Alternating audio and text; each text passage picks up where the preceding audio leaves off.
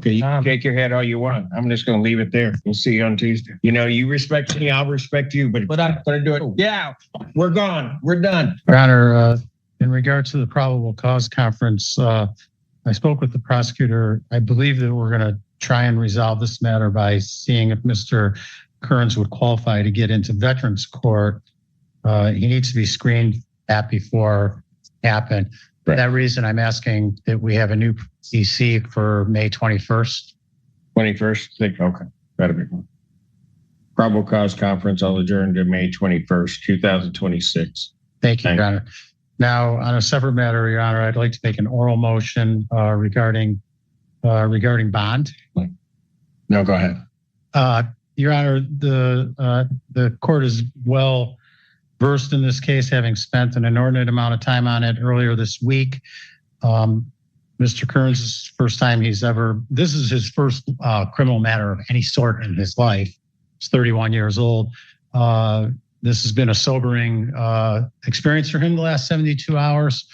I think that he has a greater understanding of the seriousness of the orders of this court. We're asking that the court consider releasing him at this time to home confinement, work, school, court, those types of things. If the court is inclined to give him home confinement, we would also ask that he be allowed to go to the YMCA. He tells me that the victim is not a member of the YMCA, does not belong to that YMCA. And so that would be our prayer, Your Honor. In Ann Arbor? Which YMCA? I think in Dexter. In Dexter. In Dexter. Dexter.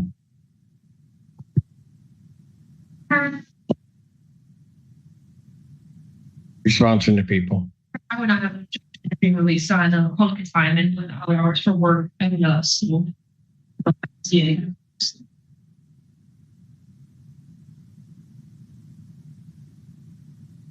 All right. What I will do is I will grant defendant's request.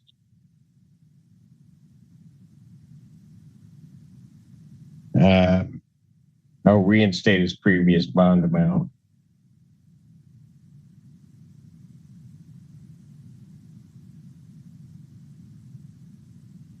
He will be released. He will have to report. Actually, I want a GPS on him prior to his release. That would be a home confinement.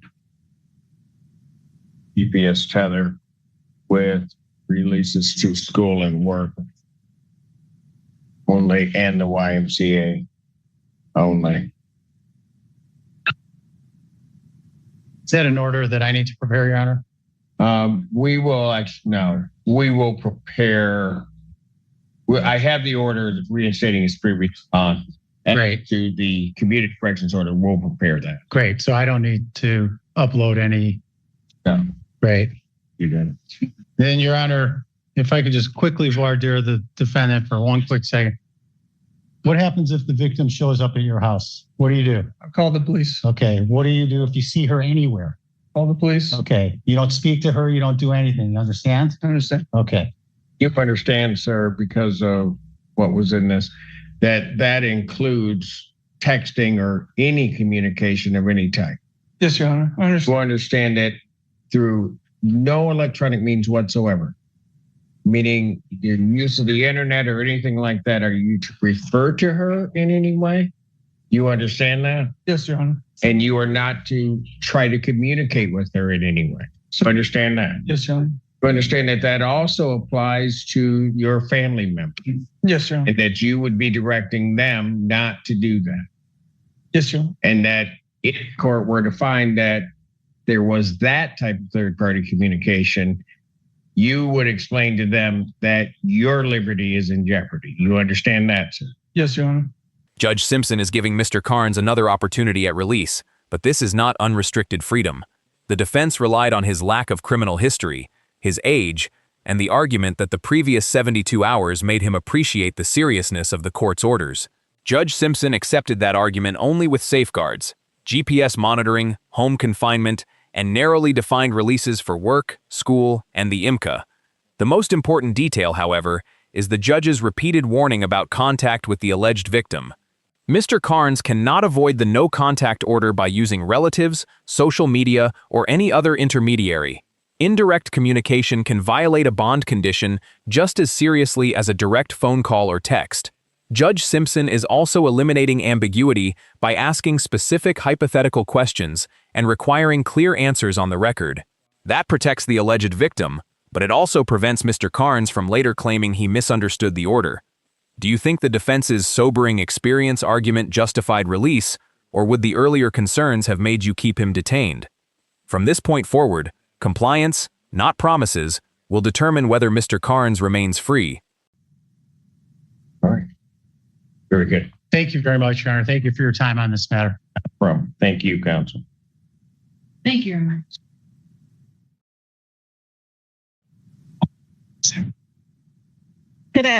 Good morning. Joy Gaines, your assistant public representing Mr. King, who's present to my right. Would you please state your name, sir? It's totally okay. How you doing, Mr. Simpson? I'm doing great, Mr. King. How are you? Good. All right. What are we doing? Your Honor, we do not have discovery yet as of yesterday when I met with Mr. King. Miss Sunda, I'm assuming, because I emailed her at the same time regarding his as the other clients, that we will have it. Regardless, Mr. King wants to schedule the preliminary examination. And he is very much aware of where we are in this process. He is adamant that he wants to schedule the preliminary exam. Your Honor, at this point, I would be objecting to that, given that I have come to find out there is more discovery. There's a second venue involved in this case that does have additional video surveillance of the actual assault that occurred in this case. Further, there's going to be more discovery because I was planning to address bond today. So there will be jail calls that could be leading to other charges in relation to this case. So at this time, there are a few things in play here that I do not have yet and that defense does not have yet that I think would be very important for this case, along with another follow-up interview with the victim of this case as well. My client still wishes to go forward with the preliminary exam as soon as possible. Understands that if all of that's not there, or if we start the preliminary examination, that it could be adjourned if the people aren't entirely ready to go.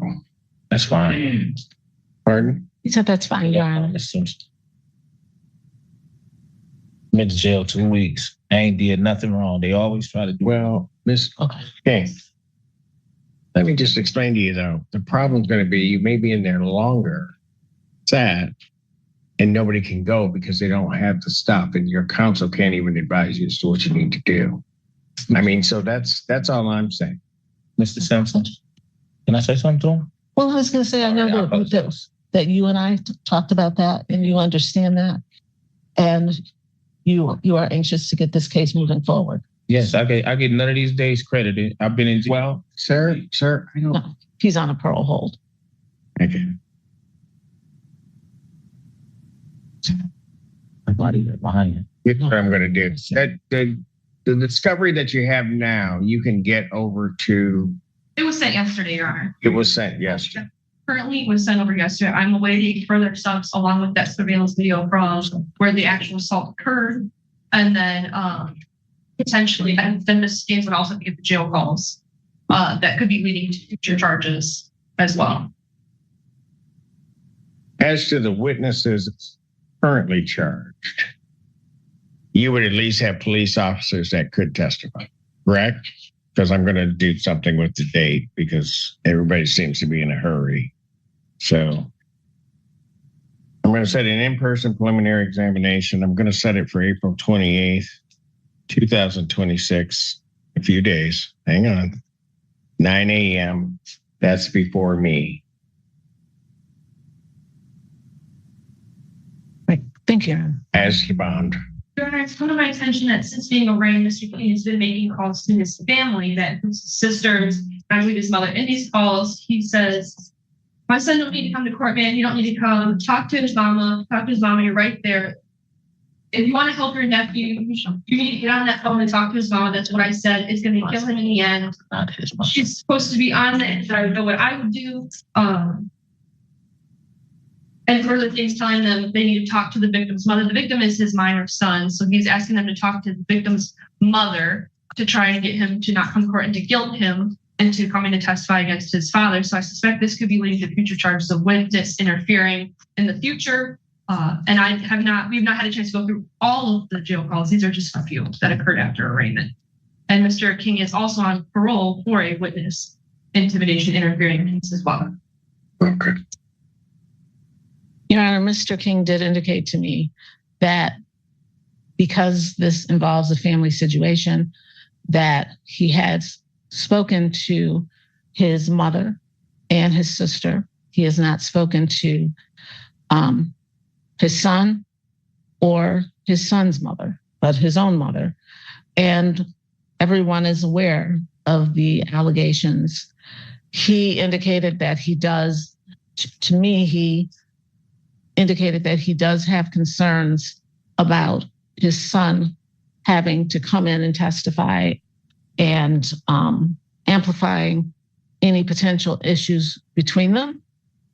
But he said to me when we were discussing that I did not have the discovery when I spoke with him yesterday, that he is prepared for his son to come and testify. So without more context, I think there may be more context than the statements alone are giving at this time.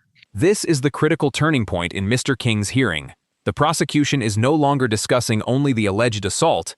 It is telling Judge Simpson that post-arrest conduct may demonstrate an attempt to influence whether the minor victim appears in court. The quoted calls allegedly direct family members to contact the child's mother, while Mr. King is already on parole for a witness intimidation or interference matter. That history does not prove a new violation, but it makes the allegation especially serious when the judge evaluates risk and bond compliance. Defense counsel takes the only responsible position available without complete recordings. She does not deny that indirect contact is prohibited, but argues that isolated statements may lack context.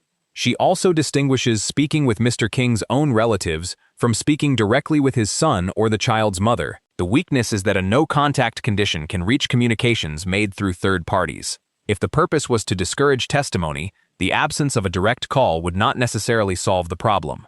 Would hearing the entire conversations change how you interpret these remarks? That is why counsel requests context, and why Judge Simpson must avoid deciding disputed facts from fragments alone. But until those recordings are reviewed, the alleged instructions create an immediate courtroom safety concern that the defense cannot dismiss. So the preliminary exam is April 28th. I know that you typically cease phone calls. I just want to reiterate that he has not had any phone calls with his son or his son's mother, but the exam is on directing people to contact them. Same. I cannot have only direct contact, Ms. Gaines. As you know, he can't have indirect contact. Correct. I'm not disagreeing with that. I'm just saying that based on our and terms of there may be more that we may not be getting the whole conversation in context, given how he told me the conversations with his family went. All right. What I will do is I'm going to read the people's request. The defendant's phone privileges and texting privileges are hereby ordered revoked. Hold on, sir. Sir, do not do that. You always take my phone. I haven't did anything wrong, Mr. Sir. I haven't did anything wrong. Want a hearing on it? Because I'll have to listen. Let's do a hearing today. Want me? Because I need to talk to my family. I have things going on. Sir, Mr. I want to do one today.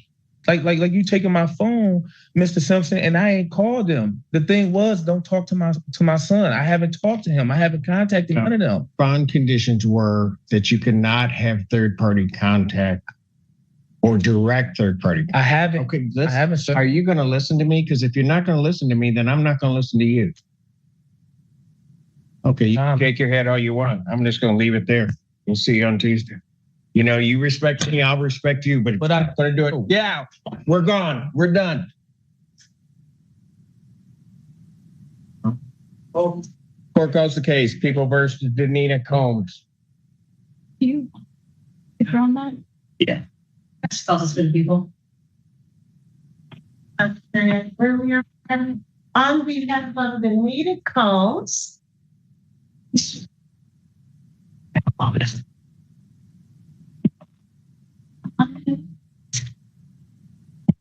Yeah, it's me. Hello, what's your name?